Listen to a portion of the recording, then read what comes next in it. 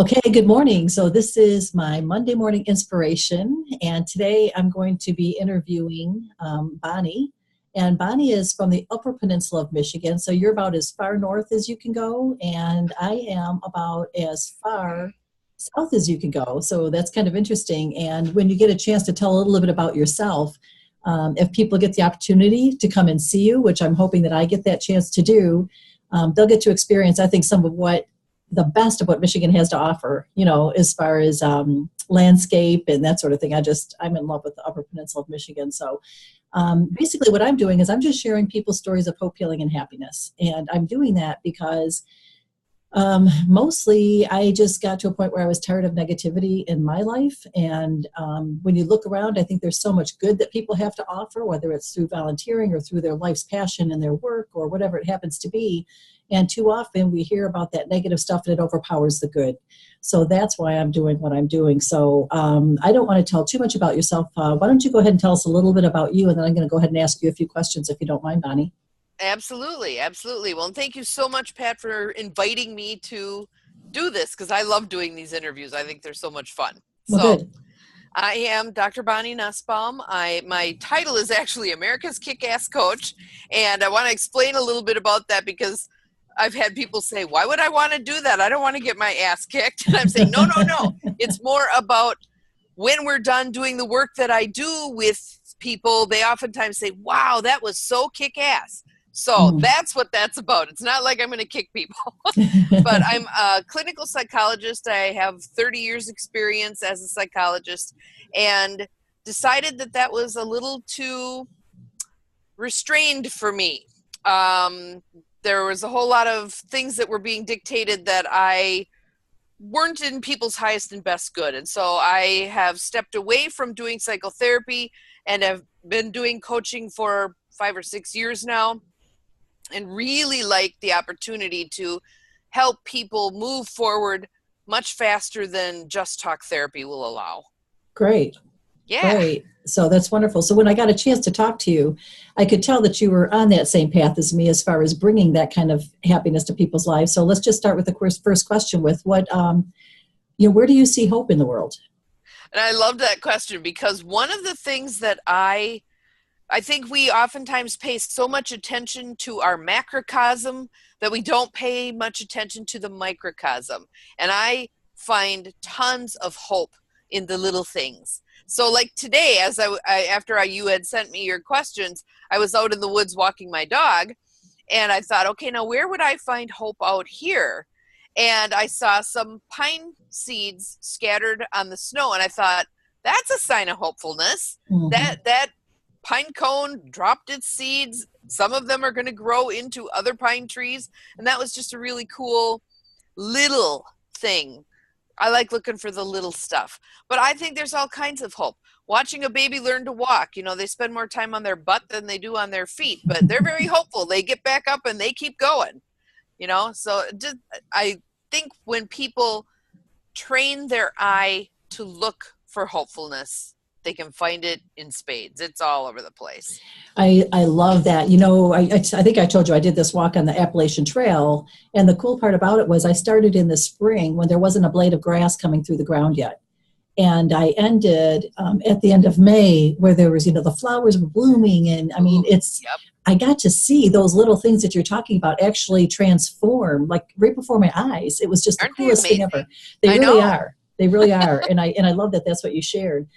So healing, there's everybody goes through times in their life. And where do you find healing, or how do you find healing? Well, I think one of the places that I have learned to go, because I think so many people, again, get trained to look without. They look outside of themselves for healing. They go to a doctor, they go to whoever. But oftentimes, I go within. I think there is such a font of wisdom within each of us. And when we're trained to go there, to know how to do a deep dive inside of ourselves, I think that's a place of tremendous healing. That's another good one. Thank you so much. That's absolutely true. And I can relate in a lot of ways. So my favorite, happiness. Happiness. When do you feel happiness? again, I think for me, little things. And I always tell people I'm a cheap date. It doesn't take much to make me happy. So I was thinking about that today too. There were a couple of times.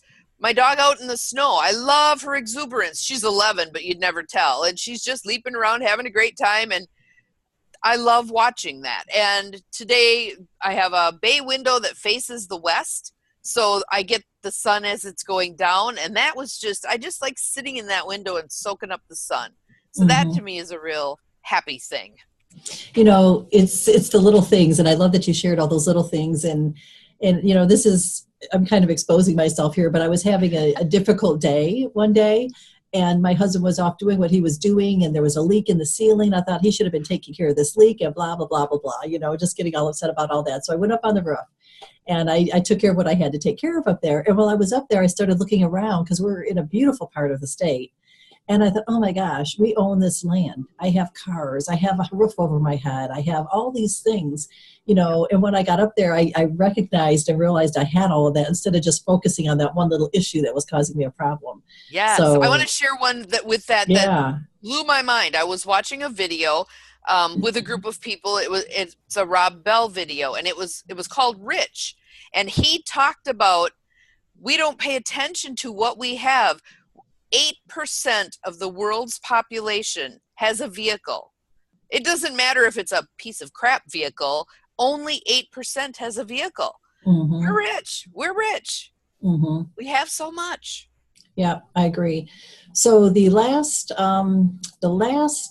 question that I have, and this is kind of my own personal, I want to know about this thing, is what do you do consistently every day that helps you either in your life or in your business or, Okay, and I am a creature of routine. I like to have things routine. So my day starts with doing my own, I do a version of this called Your Early Morning Intuitive Guidance. And I pick an angel card every day, share it with people, talk a little bit about my own experience with that particular topic, whatever it is. That starts my day. Then I do meditation. Then sometimes I do breath work, sometimes not, depends. And then I do some journaling. And I'm an early riser. I get up around 5. So everything's said and done by the time my first client shows up at 9.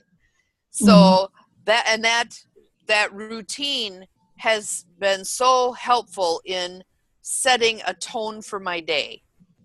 If I miss it for some reason, I really notice the difference.